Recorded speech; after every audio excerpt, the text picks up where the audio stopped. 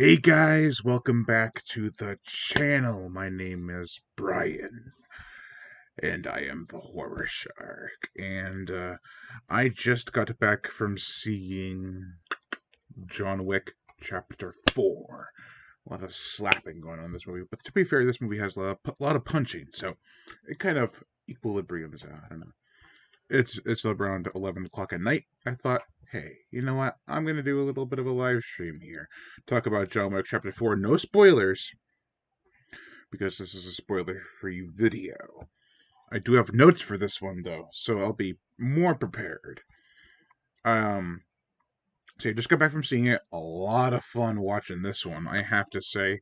It's definitely my first time watching it. It's the second best in my opinion. I might have to come back and rewatch it again to get a better opinion on it, or even just like a better analysis. So, in that, slap. But John Wick Chapter 4, I have been eagerly awaiting this film. First one was 2014, then 2017, then 2019. Now 2023, we finally get the fourth one. And I do have to say that it was a great experience to watch an X Plus. Now, I don't have an IMAX around here. I wish I could have seen it in IMAX, but what we saw it in, with the recliners and everything, was really, really nice. So I was like, you know what? Fine by me. So yeah, John Wick Chapter 4.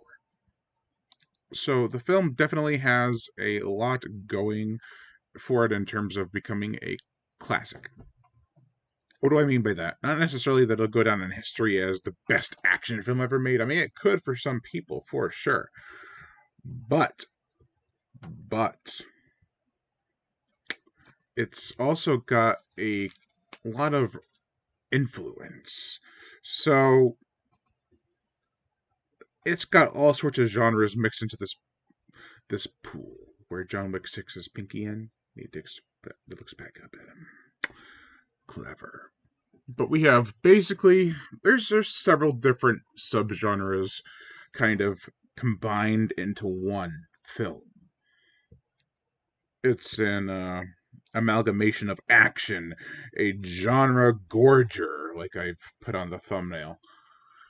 But the main three subgenres that it really it takes influence from are the neo-noir, which is obvious from the first film. Right from the get-go, you get the neo-noir vibe, with a bit of cyberpunk added in. Then you get the samurai subgenre, where I think it started in the third movie.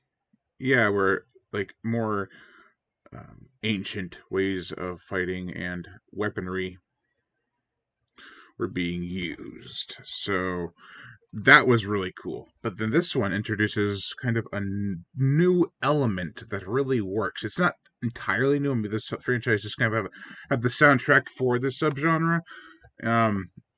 But when I was watching this, I could not help but draw comparisons. And they're great homages. They're not rip-offs. So it's handled very well. But that subgenre is the Western subgenre. So we got neo-noir. Try saying that 5 times fast. Can't even try saying that 5 times fast, right? The samurai subgenre and then the Western subgenre. So neo-noir, samurai, Western. It's got everything. It really does.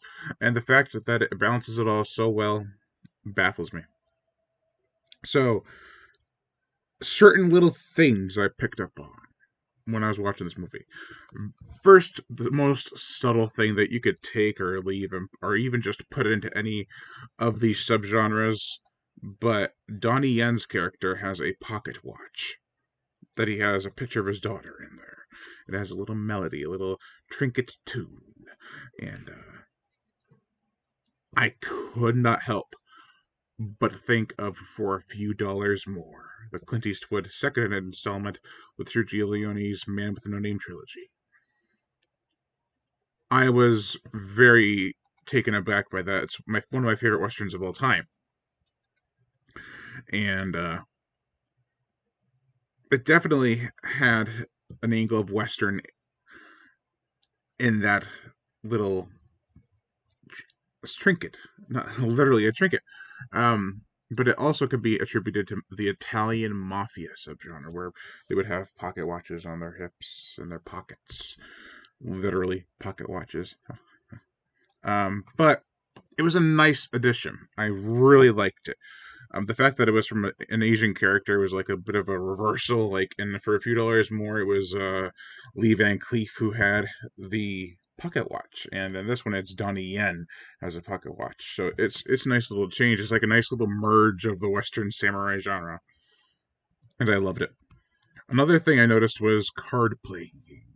Now, this can be attributed to both subgenres, Western and the crime, like the Italian mafia subgenre, which is another little attribute to this franchise that's been there from the beginning. It kind of falls under New War. Um, but the card playing really struck home with me because I'm like, that also reminds me of For a Few Dollars More, where Clint Eastwood walks into a saloon. The guys are playing cards on the table, and he goes over, he draws a hand, plays a card, and wins.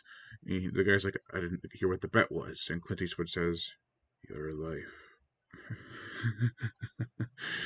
And so there's a card playing scene in this that was intense.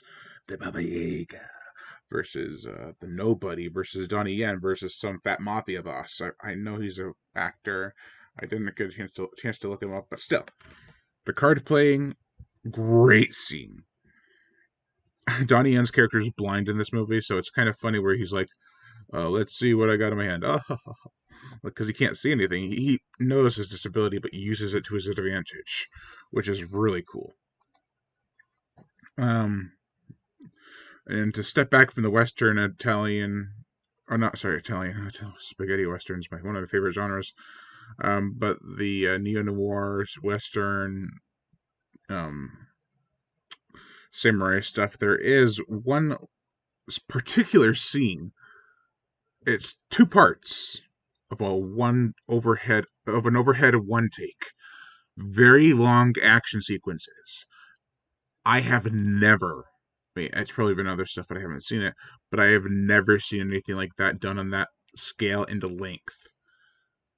And it reminded me of a video game. I swear to God, but it was so cool.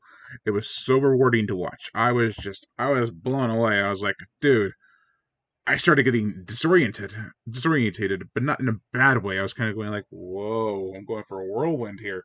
This is really cool. This is like watching a video game with John Wick kicking all sorts of ass. I loved it. But then we're getting down to the nitty gritty, and I won't really go into spoilers, like I said in the beginning, but there is a duel, which is strictly westerns, in this case especially. The music is playing, kind of sounds like Ennio Morricone playing in the background, but it's not. Still, I love this scene because it's not obvious who's going to win the duel. I won't say who's dueling, I won't say the outcome of the duel, but when it happens and the whole scene before it, whoever is the one left standing, I was like gripping my seat. I was like, oh my gosh, who's going to win? I don't want either one of these characters to suffer or die. Uh, so, yeah, really good scene. But those are just some of the similar references I've noticed. We have Cryptic here. He says, What's up? Hey, what's up? Just talking about John Wick Chapter 4. Yeah, so with that, we'll get into some of the characters. We have John Wick, played by Keanu Reeves, of course. Some people say he doesn't get a lot of lines in this movie. I think he got more than he did in the third one, if I remember correctly. Like, he doesn't not talk. He does talk quite a bit. He actually says, like, he doesn't have full-on sentences all the time, but when he says something, it has meaning behind it. So it definitely is serviceable in terms of character growth behind the dialogue. He's always great in these movies, especially. Then we have Lawrence Fishburne playing the King Willie. I think his name is. I kind of forgot. He's not in the movie as much as the others, but he's labeled as second credit billing.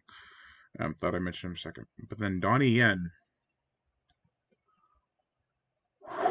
he like stole the show. He plays a blind assassin. And at first, it was believable. I'm not saying it's never believable. Well, it's kind of all unbelievable. But there's a point near the beginning where he has to lay like alarms, like doorbell sounds. When someone walks by the sensor, it'll go off. And then he's like, "Oh my gosh, I know where you are, and I'll shoot you." And he gets him. That was creative, but then all of a sudden it seems like he's not blind. Like he is blind, but he's always using items and objects as sound. Um, he's using items and objects which are sound to him, which he can use to his advantage. It's never like a scene where he's just kicking butt and not using those instruments. But there is a point where you can only suspend your disbelief so much, and that is also carried over from the third film. Where at the end, I won't spoil it, but John Wick takes quite the hard beating. And when you watch this one, you're like, you know what, I'm along for the ride. You know, he's gonna get hit by all sorts of things and still keep running along or limping along. So that you have to kind of go with. You can't be like, oh well, he's a human being, and if he were like getting hit this much, he'd be dead. But this is stretched itself to like a video game, like I said before. First John Wick, and even the second one was more grounded. He did get hit by cars a lot in the beginning of the second one. But another thing I kind of wish they had was a time gap, or at least a jump, where it's like 2 years later, 5 years later, and then John Wick's ready to fight. He's ready to fight in the beginning of this movie, which I understand. If they had that whole prologue where he would just be like trying to regain his strength, the movie would have hit that 3 hour mark. As it stands, it's like 2 hours and 49 minutes. It's a long movie. But it felt long at one point. I was like, dude, we just had one fight, one amazing fight, another really amazing fight, and now we have another fight. And at that point, I was like, this is going to be a really long fight because there's going to be a lot of people coming after John Wick. And even though I was drained a bit before it happened, when it happened, I was more energetic and I got really into it. So it doesn't feel 3 hours long. It's kind of like what's the movie? Django Unchained, where it's like a 3 hour movie, but it feels like it's only two. Then other characters we have Ian McShane as Winston, and he has a lot to do. He has a lot to try to negotiate with Bill Skarsgård's character, which this actor is becoming one of my favorites. He was in Barbarian, he was in It Chapter 1 and 2. He's done a lot of great stuff, and his character in John Wick 4, Chapter 4, is a scumbag, and he's so arrogant. And I love that. We've had cocky or even arrogant characters before, but Bill Skarsgård, I think, tops them all. Like they were a bit like, yeah, whatever, it's just John Wick. But this guy, he's like, it's John Wick. He should be feared, but I don't care. He's going to be killed. And I'm like, you're not even learning from your own judgment. So he's a very well written character, very believable in that sense, where he just wants all the power, and in that he'll do anything he can to get more power and gets rid of John Wick. So, yeah. There was a scene where, like, they're supposed to have a fight near the end.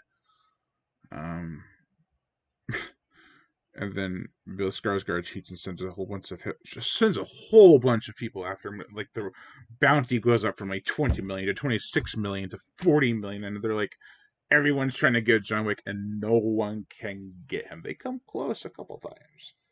There's one certain one that's not during this scene. It's actually during a scene in, I think it was Tokyo, or yeah, somewhere in the Asian country, where they're fighting at this. I forgot the name of it, but it's like it's the Continental, but it's got a lot of architecture that's very Chinese or Japanese. And there's one certain assassin, like it's just a random assassin, And I was watching it carefully, and I was like, "This is hilarious," because John is about to hit him in the face, and he blocks his face, but then John notices it before he hits him, and then brings it down, hits him in the gut or in the balls or whatever, and he goes, "Oh!" And then he gets annihilated by John. Like, this is just one random guy, and it's like, why is he targeted? But it's hilarious that they pick these random people that get really bad. It's nice little choices like that where they kind of break it up. Like, you wouldn't have if you had a John Wick fight all these people and none of them were talented, like to the level of every single person who's really good at fighting. It'd be just a bloodbath. It is a bloodbath, but it does take time to take these baddies down. He's not just running through and cutting them all up, which I appreciated. So, I'm trying to think of what else I liked. There's just so much I liked. I had to mention the music a couple times in this video. Brian Taylor really does a good job with this series. The Western influences are, and the Japanese influences also are very well done. It's just a great movie. One of my favorites of this franchise. Definitely better than 3, and probably better than 2. I'm actually currently editing my review for John Wick. It's been a hectic week, like beyond hectic. So I wanted to get at least John Wick 1 and 2 out for the reviews, but time has just been eating away at me, so I haven't been able to. But here we are. John Wick Chapter 4. But that's going to do it for this video, guys. Thank you all for watching. Also, I hope they make a TV show spinoff, because this I love this series, and I kind of hope it doesn't end ever. But I'm Brian Gatto, the Horror Shark. Make sure to like, comment on, as well as share this video. Like my Facebook fan page, and support me on Patreon, where even $1 a month will help keep this channel going on strong, and I greatly appreciate it. Plus, you get access to body counts and other music videos that you cannot get on YouTube. Something on my tongue. Because of copyright and age restriction. Monetary support, if you want to support the channel through PayPal to Horror Show 37. I'm cutting that part out. I can't cut it out because, this is live. I'm trying not to do the PayPal thing anymore. But all these links will be in the description below. And if you don't want to spend with any money, just that notification bell to be notified every time I make a new video. And as always, subscribe. Bye-bye. Let me actually end this.